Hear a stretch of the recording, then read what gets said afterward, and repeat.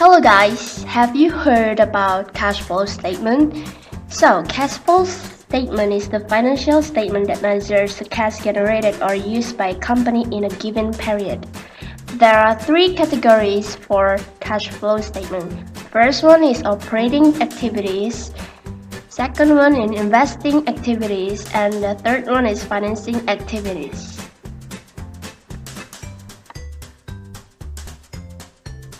So let's just start with the operating activities. Include cash activities related to net income, for example, cash generated from the sale of goods or revenue and cash paid for merchandise or expense. And investing activities include cash activities related to non-current assets. For example, cash generated from the sale of land and cash paid for an investment in another company. And financing activities include cash activities related to non-current liabilities and owner's equity.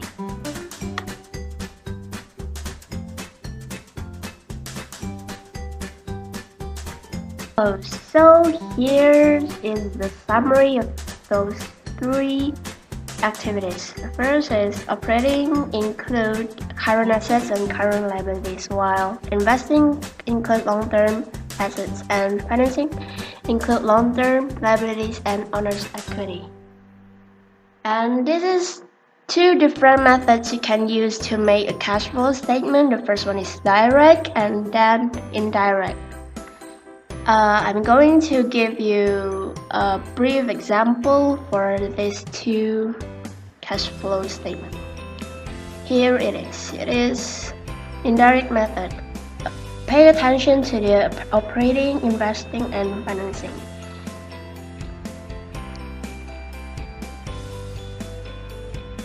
And this is the direct one. You must pay attention to the operating, investing, and financing also, and find the difference between these two methods.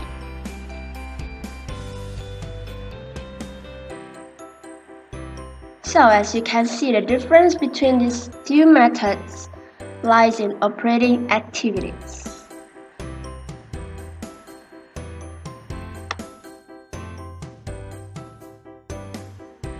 Okay, now we are going to explain these two methods in detail. Here we go. So, cash flow direct method is also known as the income statement method. Under this method, the cash flow from operating activities will include amounts for lines such as cash from customers and cash paid to suppliers. In this method, you list cash flow in the operating activities section based on actual cash, unlike an income statement where income and expenses are recorded on an accrual basis. An example for cash payment and receipts from this direct method is receipts from customers, payment to suppliers, payment to employees, interest payments, and tax payments. As you can see, listing these payments give the financial statement user a great deal of information, where the receipts are coming from and where payments are going to. The problem is this method is really time consuming, and most companies don't record and store accounting and transactional information by customers, supplier, or vendor. Okay, so guys, we are going to give you the example of direct cash flow statement.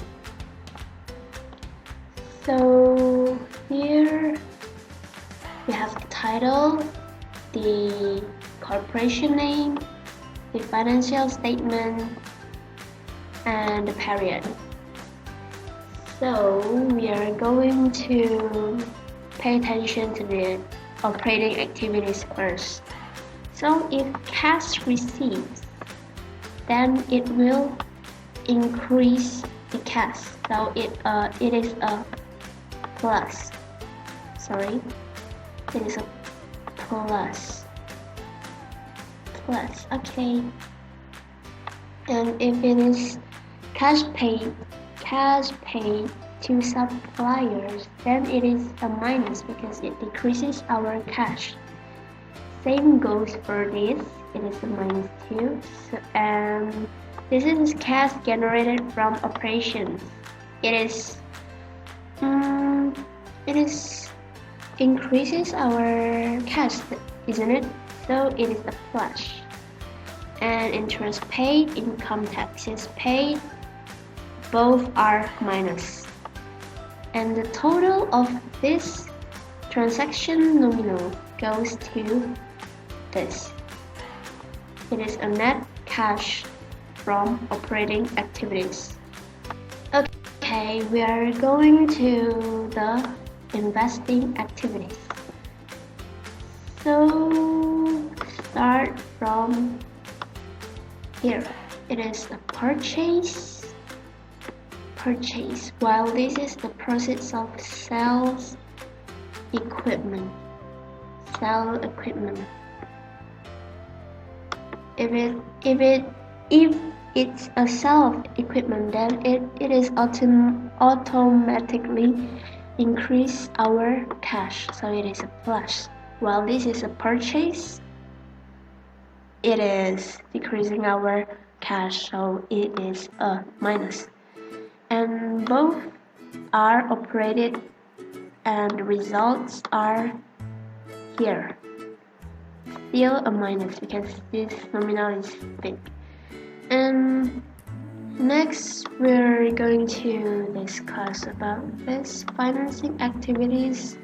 This is also proceeds of common stock, proceeds of long-term debt, and it is a payment under capital. So it is a payment, so it is automatically a minus, and it is a process of both plus, and it is the dividends paid, of course, a minus. And as usual, these are operated and get a result like this.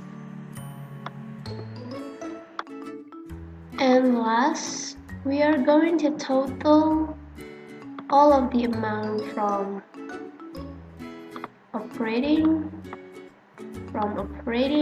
which is here, investing, and financing. So these three are total, and the total is here. Net increase in cash and cash equivalents. And then this amount is plus with this beginning period of the cash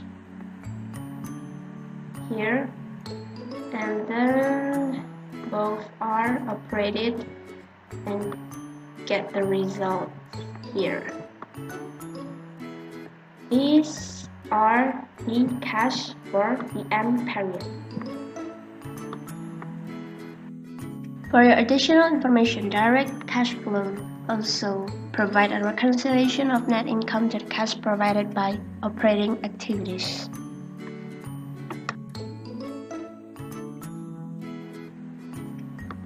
So here's the reconciliation of net income to net cash provided by operating activities.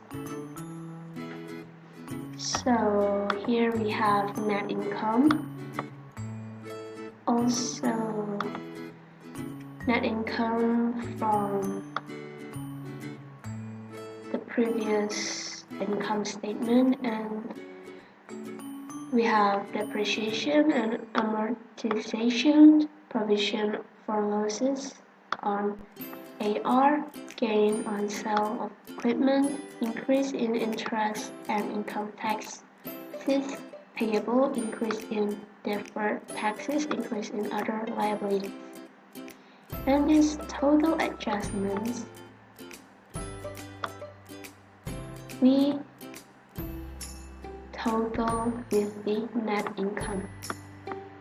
And here is the amount, the result. This has the same amount for the previous operating activities on the statement of cash flow direct. Okay, next is indirect cash flow. It is generally used as it relies information on income statement and balance sheet. And most corporations use this method because calculating cash flow using this method utilizes figures taken directly from existing reports. And net income is adjusted from an accrual to a cash basis by adding back non-cash transactions and adjusting for changes in balances of current assets and current liabilities between the start and the end of period. So the format of this method is it always starts out with the net income and followed by non-cash expenses, gains, and losses. For the non-cash activities, the expenses and losses are added back in and the gains are being subtracted. And the next section of this operating activities is adjust net income for changes in assets. So these four accounts is included. This is where indirect can get a little confusing because you need to know how changes in these accounts affect cash in order to identify what way income needs to be adjusted. When an asset increases, cash must have been used to purchase the new asset. Thus, a net increase in asset account actually decreases cash. So we need to subtract this increase from the net income. The next step is we need to adjust net income for changes in liability account. So if liability account increases, we need to add amount in income and vice versa. So here's the title, and we're going to the cash flow from operating activities. And first we started from net income and then adjustment.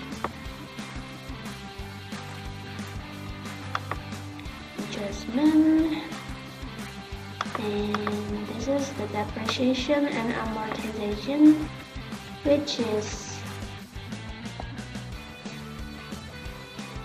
a plus, and losses on accounts receivable means that we have received our receivables, so it may increase our cash. And gain on sale of facility. Remember that before I've told you that gain always got subtracted, so it is a minus. And total of this for expenses and gain and losses is for the non-cash. It is a non-cash account, so for the non-cash account, the total is here. And we move to the here. So increase in trade receivables means that it is a minus because it decreases our cash, and decrease in inventories and trade payables. It is different. It is an inventories and it is a payables. In inventories, it is a plus, and while in payables, decreasing, it means that our cash is decreasing too. So the total for here is here. The total from operation activities is right here. Okay, so next we are going to analyze the investing and financing. It is totally similar to the cash flow direct method. The total also same. So we are going to skip this as we previously have explained about it. So we are going to directly move to here. Okay, so for the net increase in cash and cash equivalents, we need to total the amount from operations, investing, and financing. We total it, and this is the result. And we operated this net increase in cash with the beginning period of cash here, and the result is